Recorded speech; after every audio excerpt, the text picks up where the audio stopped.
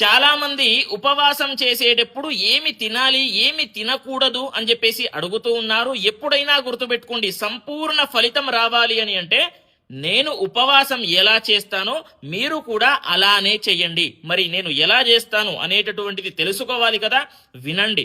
నేను ఎలా చేస్తాను అని అంటే ప్రొద్దున బ్రహ్మ ముహూర్తంలో లేస్తాను. బ్రహ్మ ముహూర్తము అని అంటే సూర్యుడు ఉదయించక ముందే లేచి తలస్నానము చేసుకొని తరువాత సూర్య నమస్కారం చేసి ఆ రోజంతా కూడా ఉపవాసం ఉంటాను.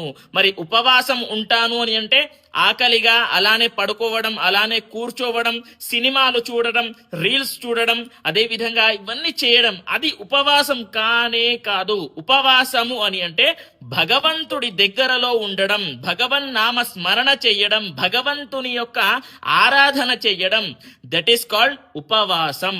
ఏమేమి తినాలి అనేటటువంటిది చెప్తా అని చెప్పాను కదా, వినండి. ఏమేమి తినాలి అని అంటే పాలు త్రాగండి, ఫ్రూట్స్ తినండి, సగ్గు బియ్యం ఉంటాయి కదా నానబెట్టుకొని అది కూడా తినండి, తప్పేమీ లేదు. ఒక పూట తినండి సరిపోతుంది. ఎందుకని అంటే భగవంతుని దగ్గరలో ఉండాలి కదా, 2 పూటలు కూడా తినవచ్చు. మీకు ఆకలి అయితే మాత్రమే తినండి.